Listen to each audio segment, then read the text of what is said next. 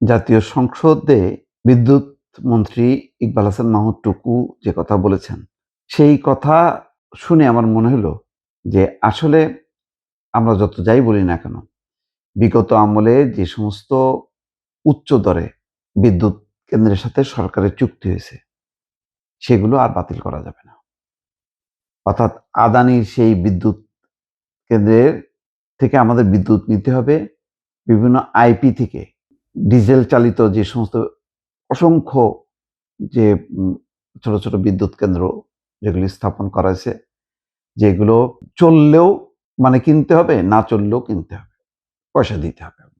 এমন রাষ্ট্রীয় গ্যারান্টি দেওয়া চুক্তি যেটা আর বাতিল করা যাবে না।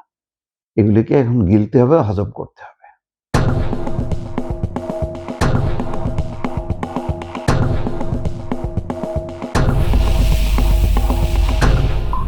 যত সমালোচনাই আমরা শুনি না কেন অতীতে, যে এইগুলি হাসিনা না থাকলে সব এই সমস্ত বিদ্যুৎ চুক্তি বাতিল করা হবে, যে সমস্ত বিদ্যুৎ চুক্তি অসম, যেগুলি দেশের স্বার্থ বিরোধী, যেগুলো লুটপাটের জন্য যে সমস্ত বিদ্যুৎ কেন্দ্র করা হয়েছে, সেগুলো আর থাকবে না। আসলে তা হচ্ছে না, সবই থাকবে। কেন বললাম? বিদ্যুৎ মন্ত্রী সংসদে বলতেছেন, সভেরেন গ্যারান্টি থাকায় বিদ্যুতের চুক্তি বাতিল অনেক সময় সাপেক্ষ। আসলে হবে না। ওগুলি শেষ না হওয়া পর্যন্ত, কোনোটা ৫ বছর, ১০ বছর, ওইটা চুক্তি শেষ হইলে আর হয়তো এক্সটেনশন করবে না। কিন্তু যতক্ষণ চুক্তি আছে যে সময়সীমা পর্যন্ত, এইটা সরকারকে হজম করে যেতে হবে। তিনি বলছেন, বেসরকারি বিদ্যুৎ কেন্দ্রগুলোর সঙ্গে করা চুক্তিতে সভরেন গ্যারান্টি থাকায় সেগুলো বাতিল করা অনেক সময় সাপেক্ষ বলে জানিয়েছেন বিদ্যুৎ মন্ত্রী। তিনি সংসদের নারী এমপি মার্দিয়া মমতাজের এক সম্পূরক প্রশ্নের জবাবে এই কথা বলেন। তিনি বলছেন যে বিগত ফ্যাসিস্ট সরকার যেসব বিদ্যুৎ প্রাইভেট কোম্পানিকে দিয়েছিল, তাদের সাথে যে এগ্রিমেন্ট করেছিল, সেখানে সভরেন গ্যারান্টি দেওয়া হয়।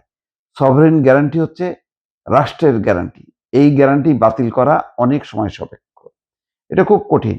কারণ ওই আপনি যদি বাতিল করেন, তাহলে তারা আরবিট্রেশনে চলে যাবে। সিঙ্গাপুরে যে আন্তর্জাতিক আদালত আছে, সেখানে তারা মামলা করবে।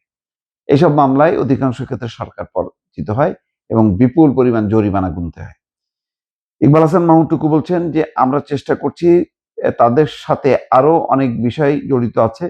বিশেষ করে লেট পেমেন্ট ফি, অর্থাৎ বিলম্বে মানে টাকা দেওয়া, এগুলো আমরা দেব না বলে আলোচনা করছি। আশা করি এক্ষেত্রে আমরা আলোচনায় ফলপ্রসূ হব। অর্থাৎ এখন দিচ্ছি না, কিন্তু পরে তো দিতেই হবে।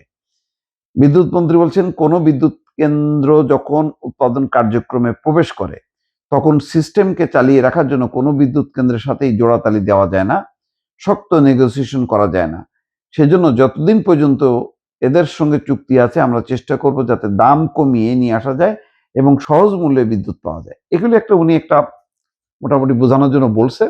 বাস্তবতা হলো যে এটা আসলে নড়চড় করা যায় না। যখনই আপনি নড়চড় করবেন, তখন ওই যে রাষ্ট্রের যে গ্যারান্টি আছে, সেই গ্যারান্টি নিয়ে আন্তর্জাতিক আদালতে চলে যাবে এই পক্ষগুলো। তো আদানির সেই আম কাছ থেকে বিদ্যুৎ নিতে হবে।